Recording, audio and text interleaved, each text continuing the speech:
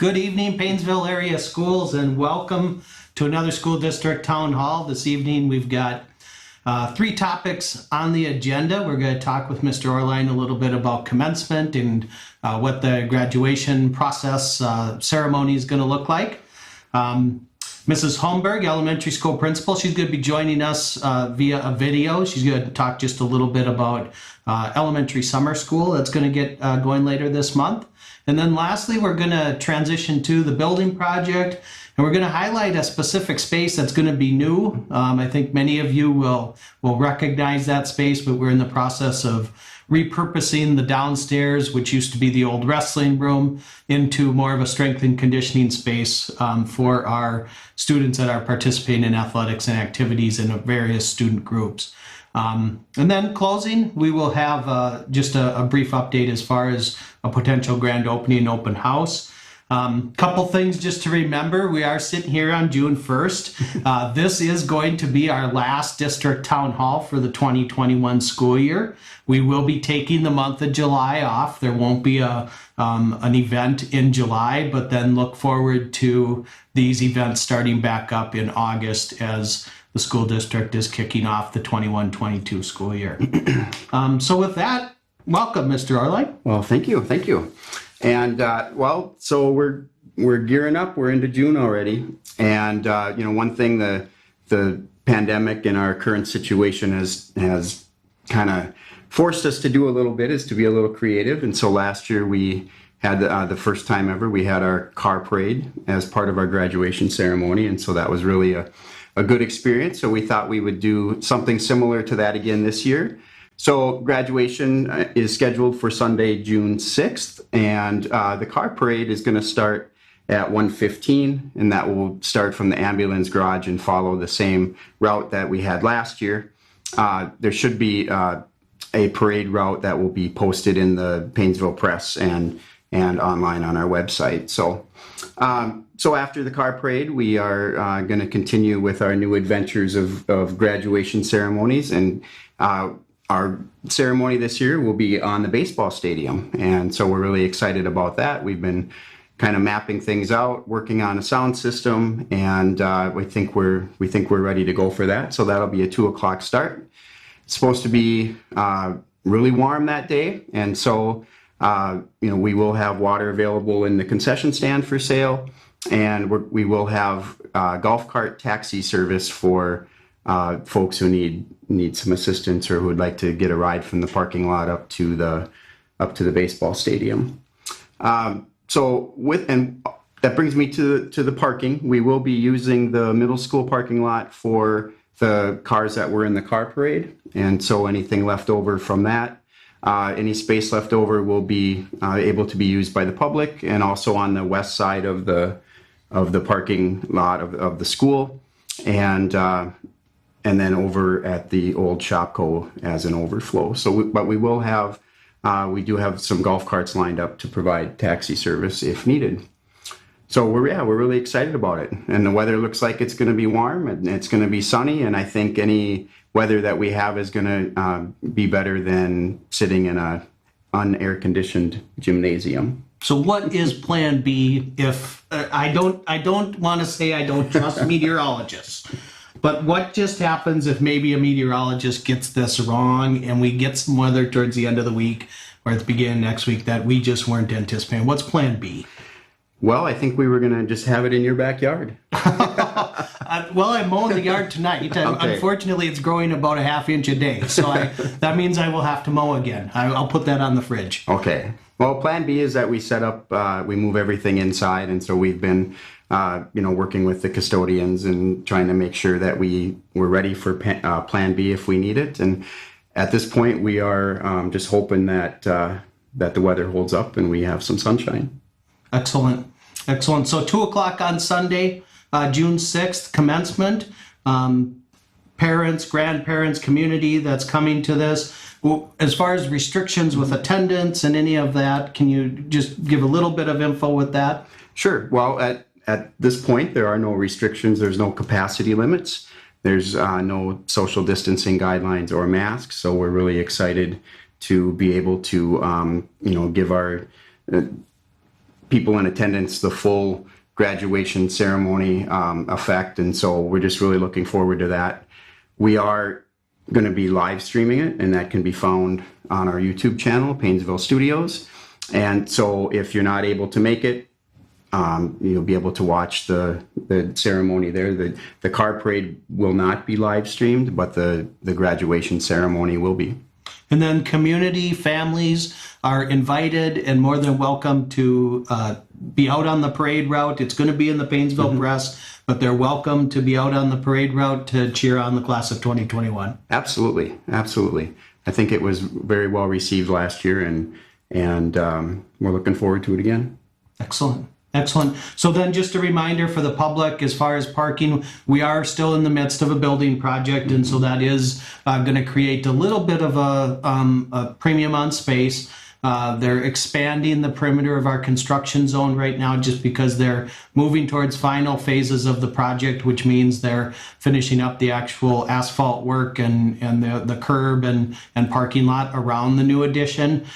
So any vacant spot after the graduates arrive from the parade on the south lot by the FFA plot and door 8 on the south side of our building, that's certainly open. All of the spots on the west side of the building are open. And then there would also be overflow parking in Shopko. And as Mr. Oehrlein said, we'll have some golf carts available to shuttle people back and forth. So there'll be a little inconvenience with parking. We acknowledge that, but we're trying to mitigate that as best we can. Yeah, and as far as seating goes, we'll have the grandstand that's already there. We are going to be moving some bleachers up on the concourse, and so that'll really enable us to seat more people in there and give them a better view of what's going on. And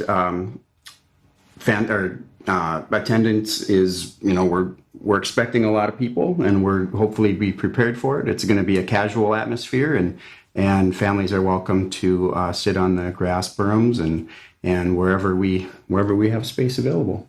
Excellent. Excellent. Well, I look forward to it. I am always intrigued I think those outdoor commencement ceremonies are always the best. Yeah. Obviously, you got to plan for Mother Nature, and sometimes that doesn't always cooperate, but I'm excited to see outdoor commencement. Yeah, me too. Should be a great time. Excellent. Thank you, Mr. Oehrlein. All right. Let's talk a little bit about summer school. So Mrs. Holmberg is not available tonight to be here, but she was able to record a short video as far as elementary summer school is planned and things are in the works. So let's go ahead and roll that video. Good evening, Junior Bulldog families. Thanks for joining us this evening. I'm Mary Holmberg, the elementary principal, and I'd like to welcome you to our town hall meeting. Today I'm here to talk to you a little bit about our summer school program. We currently have over 100 students registered. Isn't that fantastic? Our opening day is Tuesday, June 8th, and our program closes on July 1st. Our schedule goes from 8 o'clock to 1 o'clock on each of those days. You should have received information in your child's backpack today with more details about our summer programming if it's something that you registered for. Drop off at 8 o'clock can happen in 3 different ways. 1, the school buses can bring your children to the front of our building and then they'll come in door number 5. 2, your son or daughter might choose to walk to school easily. They can come in door number 5 or door number 7 over by the pause entrance. And finally, if you're going to be dropping your child off or having someone drop them off, you can drop them off on Stearns Avenue. And then they can come in either door number 5 or door number 7. There's a transportation note attached to today's family letter that includes the name of your child's bus driver and the time that they'll be picked up in the morning if you registered for transportation. Any questions about transportation can be directed to either Michael or Brenda over at our bus transportation shed. At 8 o'clock, what can your child expect? Well, your son or daughter will come into school, and if your son or daughter's in kindergarten, they'll head right on over to the kindergarten classrooms just like they did during the school year. And they'll head down to the cafeteria for breakfast around 8:30. All the rest of our friends in grades 1st through 5 will be joining us in the cafeteria for breakfast first thing. After breakfast until about 8:45, the kids will be doing some team building. They'll be doing some social emotional learning, and then we'll just get familiar with each other and begin our day in a positive fashion. At 8:45, our junior Bulldogs will get to rotate through 4 learning stations. learning rotations, learning experiences, whatever you'd like to call them. It's going to be a wonderful, wonderful learning experience for all of our junior Bulldogs. So our kids will rotate through those 4 stations, and then they'll head outside for recess at 11:45. After recess, we have lunch, and after lunch, we'll end our day together with some reading activities in our media and makerspace area. It'll be a wonderful way for all of our kiddos to kind of maintain where they're at for summer, and then just have some of that really good connecting time with our staff.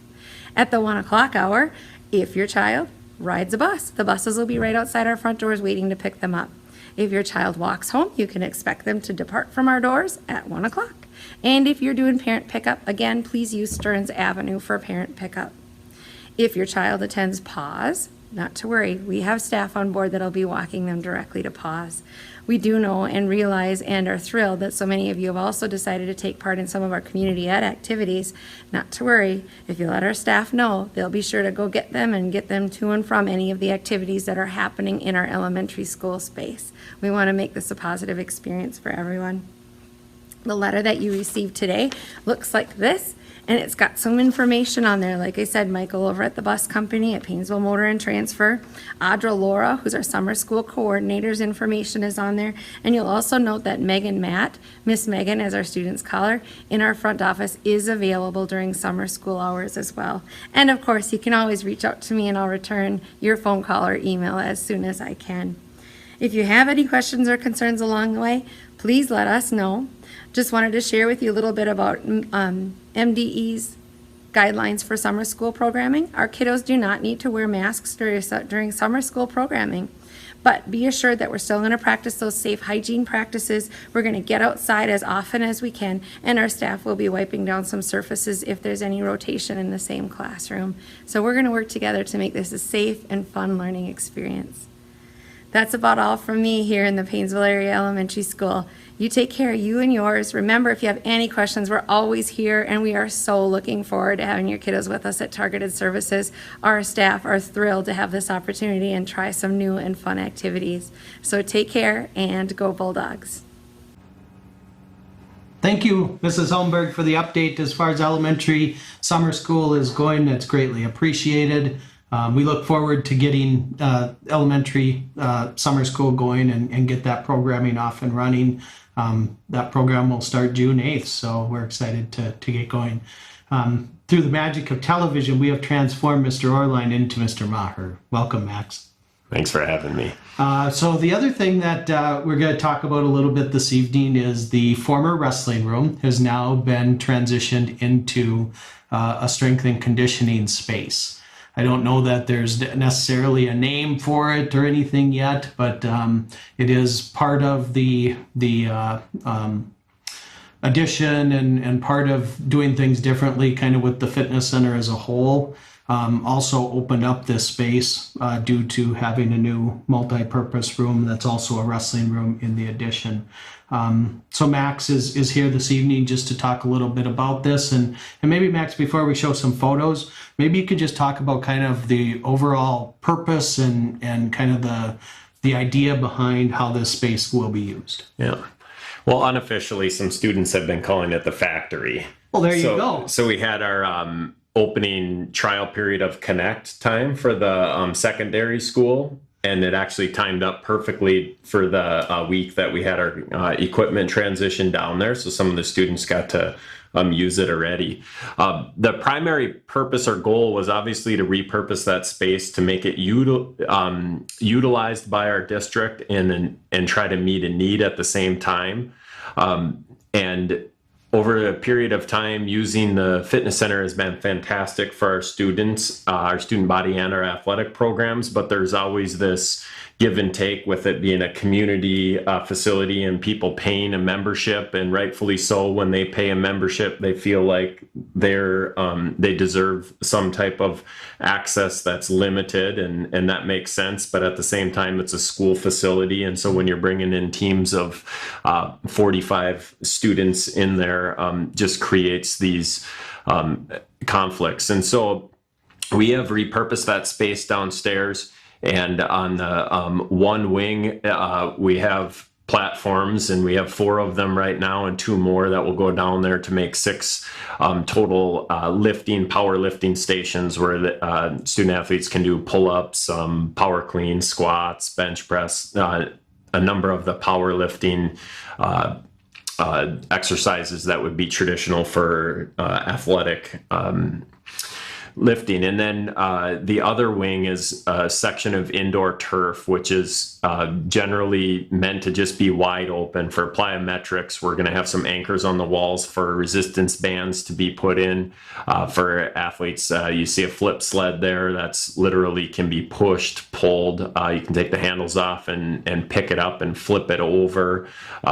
For that space is meant for agility, for strength, and just like our community members would use the hallway and that space on the end, which we now have that cardio studio for, our athletes would use the hallway to do a lot of walking lunges or agility drills that would be more considered auxiliary lifts. So this space is intended to be wide open so that it can be maximum use with large groups, and then as well as with those 6 stations, we anticipate we're going to get great usage out of it, and we can really gear it towards our student athletes, and they can play music of the choice of the team that's down there, and the Phy Ed classes will use that space as well, and I think it's going to be a fantastic space. So that kind of segues a little bit into our summer strength and conditioning program is going to open up down in that space, and at 7 a.m. to 8:15 a.m. Well, this year, because of that new space, we're going to go all the male sports will go from 7 to 8:15, and we used to have to divide that up and have a junior high group in between there. So now we've been able to go 7 through 12 because of the space. We'll still tailor the workouts to the skill set or the experience that a student brings in, and then from 8:30 to 9:45, the female 7 through 12 will be able to do the same thing. So we're excited to open that space up, and that program starts next week on June 7th, and it's Monday, Wednesday, Thursday.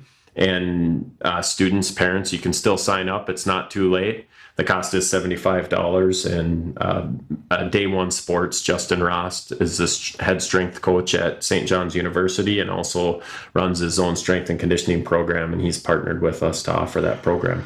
So can we just talk a little bit more about that space? I'm sure there are a lot of people that are familiar with it, and I'm sure there are some that also are not familiar with it. So going back to that space, there's still some work that needs to be done from those photos. Can you maybe talk about how we might spruce this up a little bit and what the end product may look like? Yeah, so just last week, the mirrors went in, and then there's going to be painting that needs to take place. And because of the timing of getting all these contractors lined up and to get it done ready to be able to be used this summer, we weren't able to get all the painting and things like that done ahead of time, and we had to order some additional equipment, which is coming. So the space will get painted.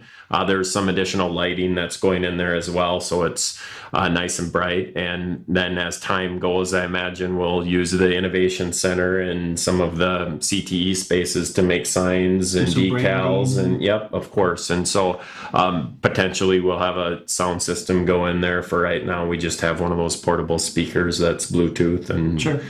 Being as it's all cement ceiling, it's plenty loud in there for music. So I'm assuming there's going to be like a lot of classical music and that thought-provoking stuff. That's really what we're after. Yeah, our student athletes have asked if we could just pipe in the music from the current fitness center down into there, because they say they're going to miss that. There you go.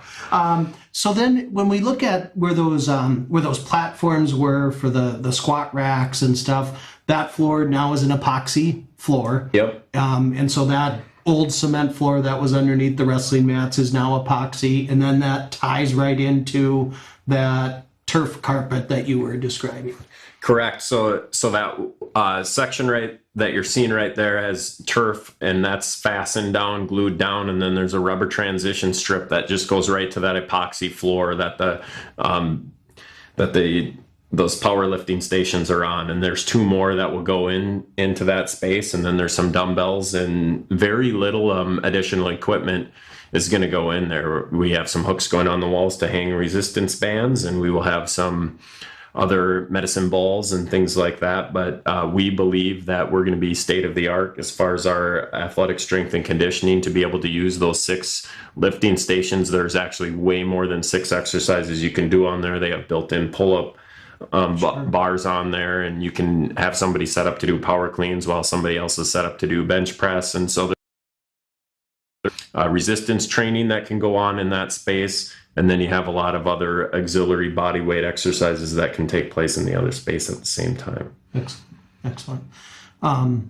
So then, with that, obviously you touched on summer strength and conditioning program will be down there.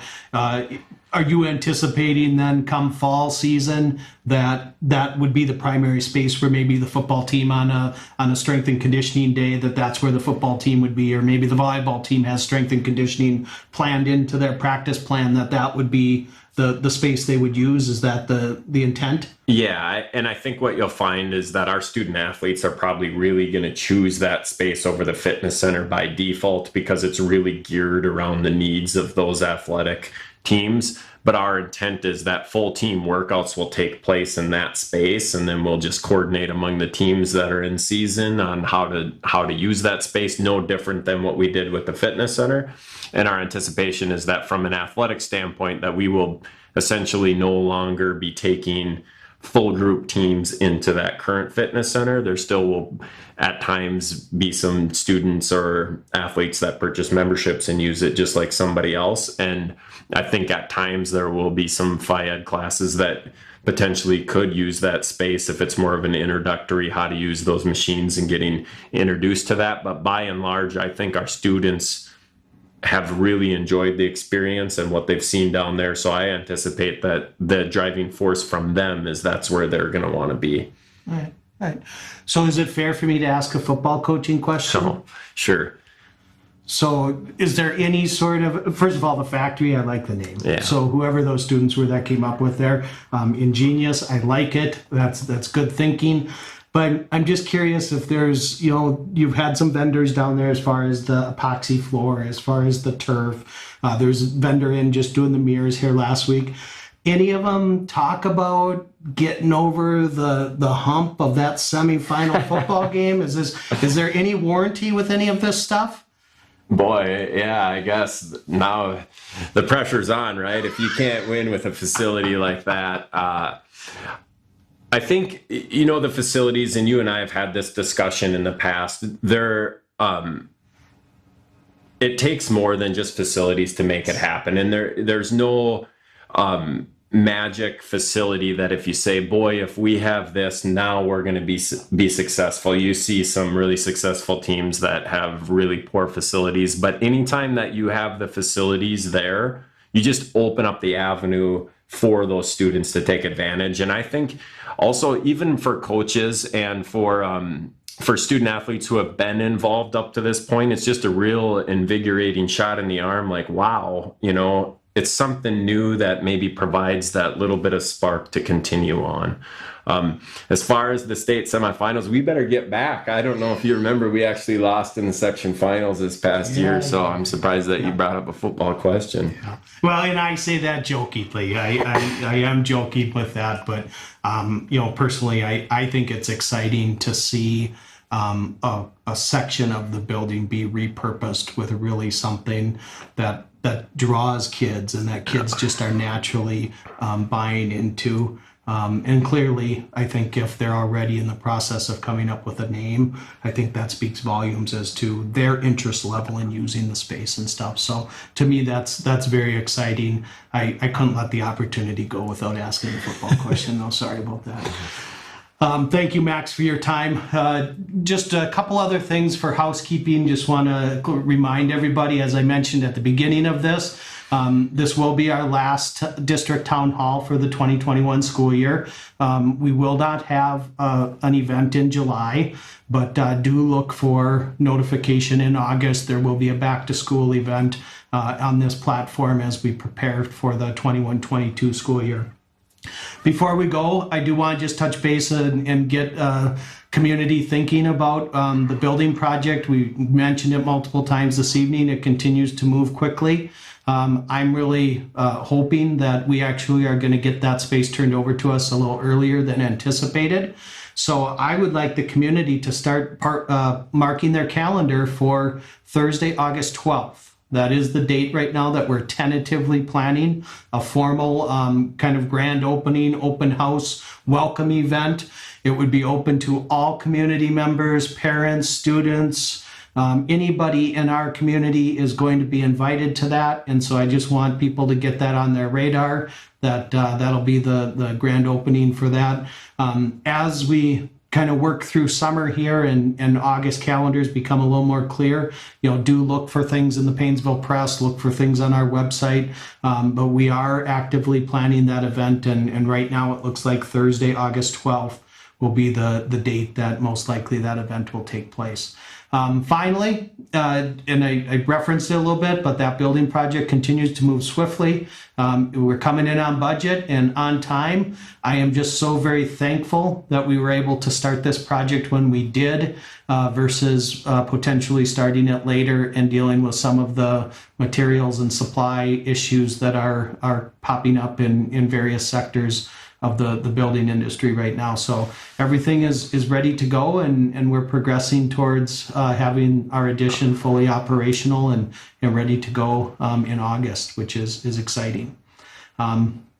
With that, I don't see any questions for this evening, but that is the content that we had. Those of you that have joined us, I appreciate you taking a little bit of time out of a beautiful June evening and spending some time with us to learn more about what's happening at Paynesville Area Schools, and look for that more information for the August open house.